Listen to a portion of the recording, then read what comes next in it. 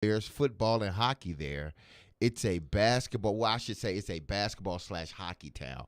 Baseball's great, but because of what the Pistons were doing in the mid '80s to the '90s, it became, and so many players have come out of the state of Detroit. I mean, out of the city of Detroit and out of the state of Michigan.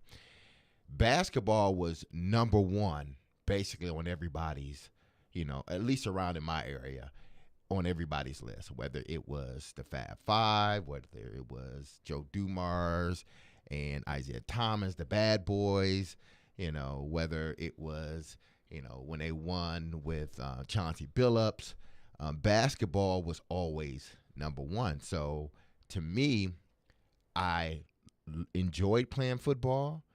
I grew up playing football with my older brothers, but basketball more than anybody else, I believe, in the household, because my dad loved baseball. He was a huge Tiger fan. He loved baseball. He liked football too and basketball, but he loved baseball. He would sit after work. If baseball was there on, he was watching baseball, doing crossword puzzles. That was him. But I was really like the only true diehard basketball fan in the house. And I've taken that love for basketball, even though I played football. I've taken that love for basketball into my adulthood. And the Lakers have always been my team since I was a youth. They continue to be my team. But I just love basketball because of this situation. 7-game series, two teams going at it. One team played great the one night, the other team plays great the other night. And you're going to find yourself either in a 6-game series or a 7-game series. And I think this one will end up, Boston and the Warriors, it will end up going 6, maybe 7. I have a feeling it could go 7. I mean, it's funny.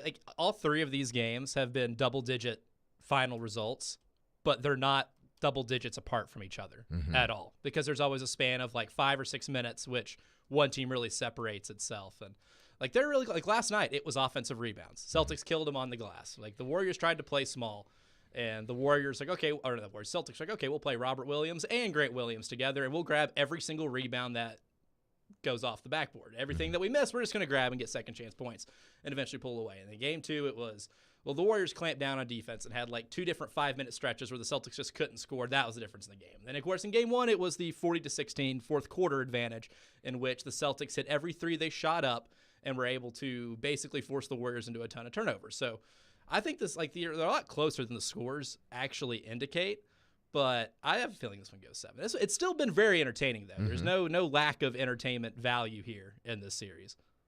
There's runs in the middle of each game that are – it's been a theme of the whole playoffs for me, is you can flip a game on and a team's up by 18,